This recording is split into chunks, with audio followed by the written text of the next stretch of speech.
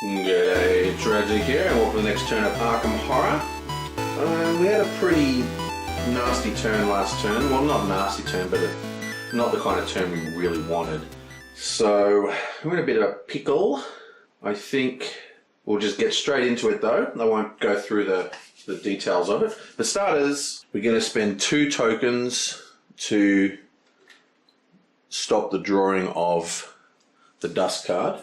And then I'm just going to increase her fight to, I'm going to leave it at, I'm going to put it at 4 and leave her luck at 4. So I'm only going to change her fight by 1. And I probably should draw one of these cards. Vision of Hypnos. That night I dreamt of a pale, lonely little girl waiting in the train station for a family that would never come. A clue appears at the train station. That's very good for us because we're actually heading to the train station. So I was going to have Mary go catch a train, but she might stop on the train station instead. Get a double, well, we'll do her turn in a sec. Anyway, back to Cho, and she's going to go bam bam to the church and do some praying because we badly need her to be re-blessed. And talking about re-blessing, we're going to do this thing. We use 2 movement points on the motorcycle to cast Alien Statue, and that costs 1 sanity.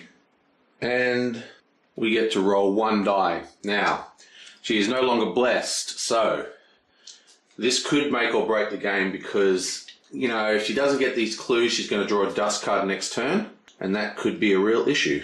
So, give us a success. Bam! Ooh, it's a failure. Not good. So she does not get any clues, but then she'll cast Healing Stone and get that sanity back. And we've only got 1 clue, so if that next card is a Devour, then, you know, she's dead. That won't be cool. But them's the breaks of being the chosen one. Okay, so Mary is going to go 1, 2, and sneak past this Lang Spider. This is the plan anyway. It's a -2 to sneak. She has +1 speed, plus she's also got map of Arkham. So she's currently got 1, 2, 3, 4 movement, which is kind of good. And we're going to put her law up to 4. She's got the 2 clues here. And then we're going to cast the King in Yellow before we do this. So the King in Yellow, exhaust and spend 2 movement points to make a law -2 check. If you pass, gain 4 clue tokens, lose 1 sanity and discard the King in Yellow. If you fail, nothing happens. First we roll for her blessing, and we very much want to keep this blessing. Come on. Come on. Ooh! Well, we got a blessing, but that's cocked because it's out of the pot. You can always tell when I really want to roll to succeed because I throw it too hard and it bounces out. I need to get a dice tray with a higher lip because when you're sitting at a table, it rolls fine, but when you're standing up like I am now behind the camera, it bounces. It does these huge bounces and just comes straight out of the tray. So, boom! Miss.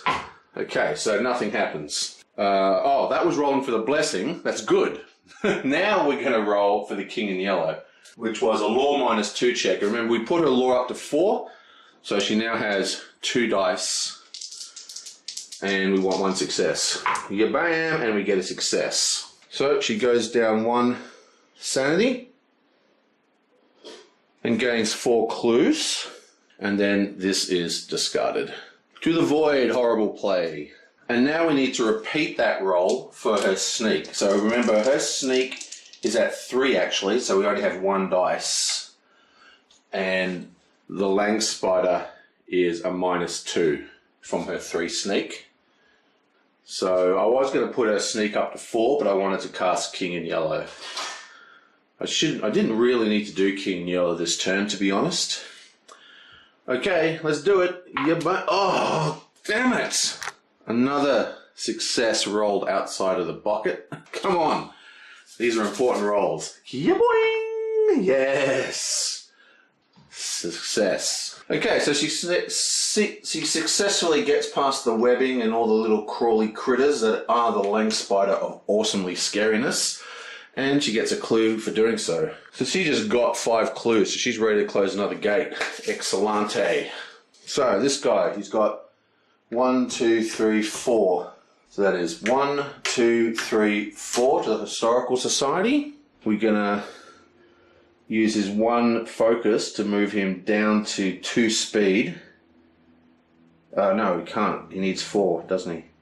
So he's got +1 speed, so that gives him the 4 speed. We're leaving everything else the same, and that's that for him. Now, I screwed up this track last turn, so we'll just quickly fix this as well. Basically, oh, there was actually quite a lot of screw-ups going on here. Basically, the house on the left, we actually had an encounter there, so we got to remove the house on the left token, but then a token was placed there. So the token, another token comes back, so we just have to pull a different token. It happens to be a different one this time, and that's that. Now, I looked up the rules, and this is actually the real rule, but I asked my mate why, because I'm sure we don't play this, and we don't, and that's why I got this wrong. Now, normally I play my house rules on the channel, but since there's only a few people really following closely, and they're all really into tight rules, we're going to try and do it normally. Basically, when monsters are in the when monster movements move, they only move to adjacent heroes in the street. So it could move from anywhere in the sky to any street, or if it's here, it'll just move to here. So basically, it just moves to any street. So it moves to the sky or to an adjacent street. And the theme of this is that there's horrible flying monsters and we've run inside a building. That's the theme. But when I usually play the game, I play that it moves to any adjacent heroes, which is why I moved it here. But technically, he doesn't. So we'll take him away, and he goes back to the sky. Now, because he's back in the sky, he's actually part of the monster limit, because anyone on the expansion board over here doesn't actually count to the monster limit. And actually, you can control monster limits really well by having people camping out in the streets. So we have 1, 2, 3, 4, 5, 6, 7. So this is the monster limit. So this heads to the outskirts. There's only 2 in the outskirts, so bam. That's the end of that. Okay, so now we have those corrections fixed. We just need to figure out where the farm boy is going to go, and I want him to go 1, 2, 3 to the hall school. And the way I'm going to do this now, just to make it a little bit easier for me, is I'm going to take the hall school token off right now after the movement, just because it's easier for me to do. There are very unusual cases where he won't ever have an encounter because something will happen in another card, but if so, I'll just put it back, because I always forget to remove and replace these things. But he needs 3 movement is the point. Now he's got his little lover here, gives him a +1 speed. He is on 2, and he only needed 3, so he doesn't need to change any of that, so none of his stuff is changing either. So starting with Shen at the church, she's going to do some praying. I'm not quite sure of the thematic reasoning for having to trade in tokens, I guess, but for the praying. But she's at the church, she trades in. We're going to trade in our Plateau of Lang, and the reason I want to do this is because it's a -1. It's one of the easiest gates to close, so we want that back in the gate pool. Boink. And she just gets her blessing back. Now Mary made it to the train station. Now we originally wanted her to power through into Kingsport, but I just couldn't resist the clue and the fact that we get to draw 2 cards because Hypnos's gaze is on this area. Basically, she got sent a vision about the ghostly child in the train station, so she's going to go check that out. And because she's like really driven from her dreams, she's going to look very closely, and we get 2 encounters. And that's why I did the King of Yellow this turn, because, you know, we're not using a lot of her points. Seemed like a good time to do it. Okay, so we need 2 train station tickets. I mean, not tickets, encounters. Okay, so what have we got? Pay $3 at the railroad office to claim an item left in Lost and Found. If you do so, make a luck -2 check. If you pass, draw 1 unique item. If you fail, draw a common item. Well, she's only got $1 and she needs that to actually buy a train ticket, so We're not doing that one. Let's hope the second one's better. A stranger in a turban steps off the Boston local train with a crazed look on his face. Make a luck -1 check. Well, it's a pity we pumped all her lore up, and so she's got really low luck at the moment. If you pass, the man pulls a strange object from beneath his cloak and gives it to you. Draw 1 unique item. If you fail, he pulls out a poison blade from his cloak and stabs you. Roll a die, lose that much stamina. This is not particularly good. We have 1, 2... We have 1, 2, 3, 4, 5. We have 2 spare clues. We have a 50-50 chance of rolling, but we have to spend a clue per roll because we've only got 1 luck. And then we get to draw a unique item. Now, unique items are obviously very, very good. I don't want to spend... Oh, but if I roll a die, if I don't pass, I will die because I've only got 2 health. This is actually very risky. But that's the thing about this game. You've got to take the risks. You've got to just push your luck. And I'm going to push it, and we're going to spend a clue. And we're going to roll 1 dice. It's a 50-50 chance, so it's pretty good odds. And we just need 1 success. Come on! And that is a blessed success. So, we need 1 unique item. And hopefully it's going to be really, really awesome because it did just cost us a clue, which was really, really bad. I feel kind of like silly for doing that now. But I just can't say no to the lucky rolls. Yonk. Okay, what do we got here?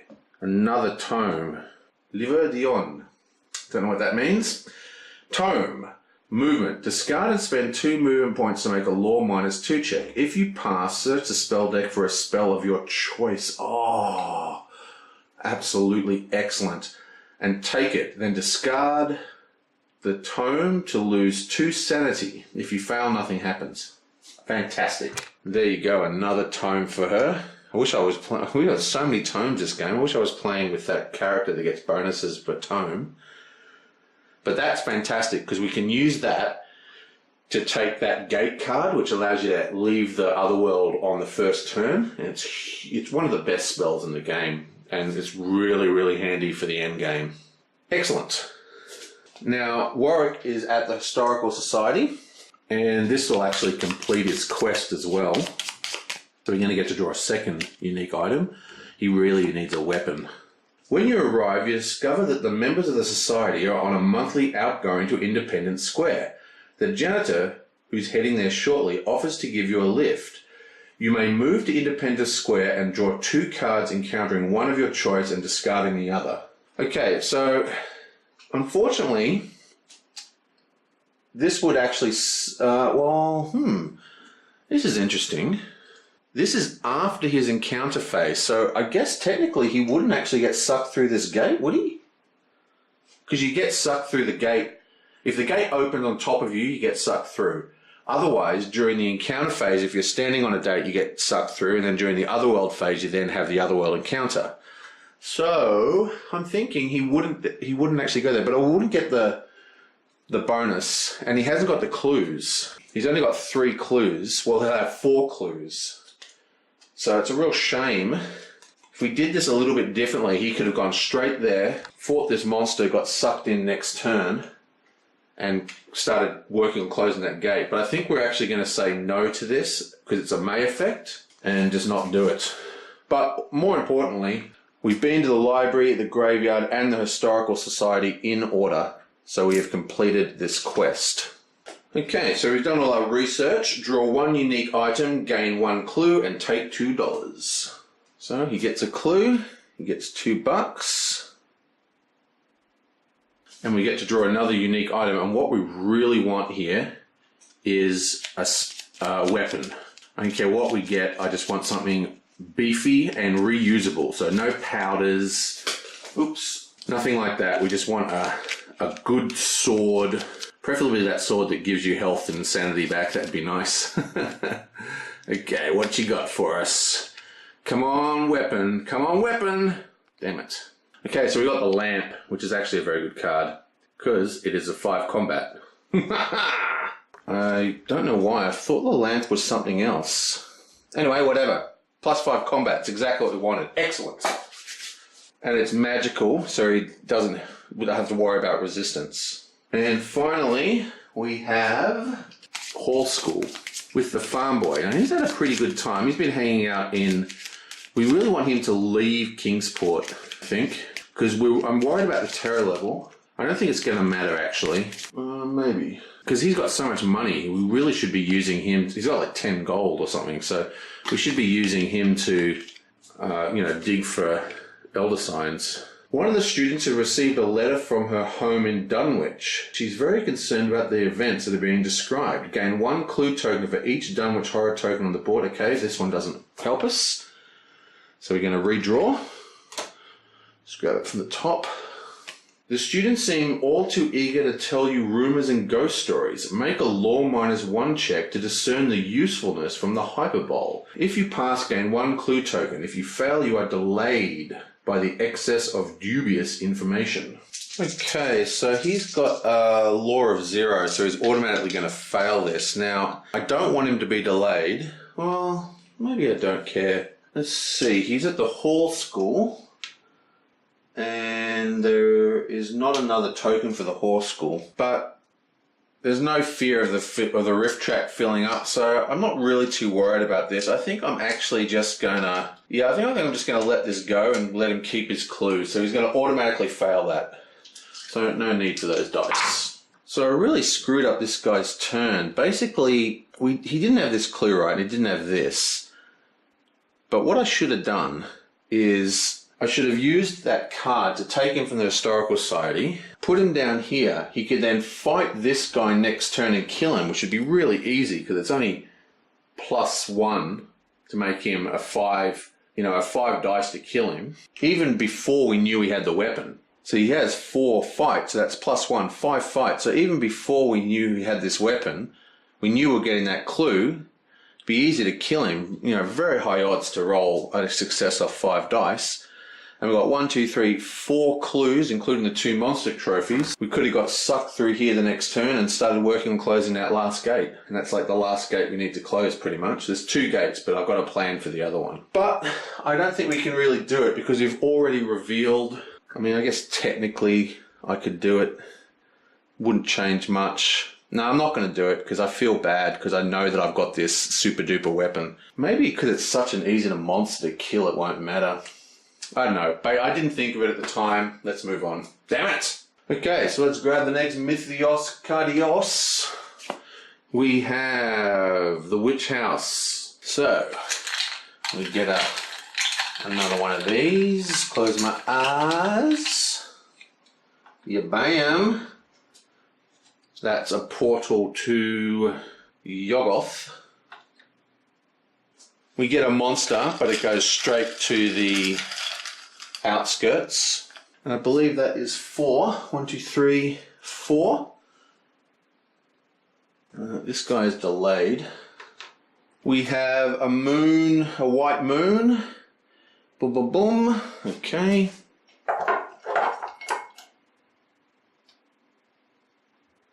Pity that wasn't the Horse School. Oh, it was the Horse School!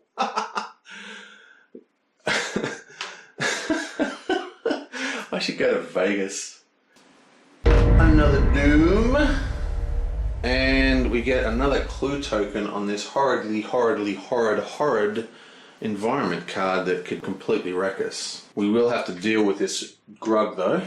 So basically when this gets 3 clues, terrible stuff happens. We now have pluses and moons move. I think we do have a plus actually. Well, we know we got 1 moon. Boom! Well, that's good. Lucky I didn't end up going there because he would have moved away. We do have a plus. Where's the plus? So this deep one's a plus. So he's going to go, yeah, bam. We've got to move there next turn regardless. So lucky Shen is now blessed. She's going to go 1, 2, 3, fight 2 monsters and solve this clue. Awesome. We then have a clue appear at the Black Cave. Yeah, bam. Clues still appear at sealed locations. You can get clues, and I'm pretty sure they do. Mark will tell me. Okay, headline. Oh wait, this could really screw us up. I don't think this is going to worry us, but this could have really hurt us. 4th of July parade. Investigators cannot move into or out of the Merchant District streets until the end of the next turn. Leave this card in play to indicate this. So luckily it's just this location here, so that's actually not too bad. That means we can still get around, no worries. This is the biggest threat now, is this guy here. But don't worry, we can definitely clear that next turn as long as we can kill both those monsters. One of them's a Grug, and one of them is a Deep One. Deep One's easy, Grug is very hard. But we're blessed and got tons of items, so shouldn't be an issue. The problem is that if this dust card is a Devour, which it very well could be, Shen will just slowly dissipate on the wind. That terrible dread that's been following her all game is going to catch up to her. So basically, much of this game actually is going to all come down to the draw of that card. I might have to shuffle it. I'll shuffle it on camera just to give it extra excitement. Whoa, I can't wait for next turn. See you guys next time.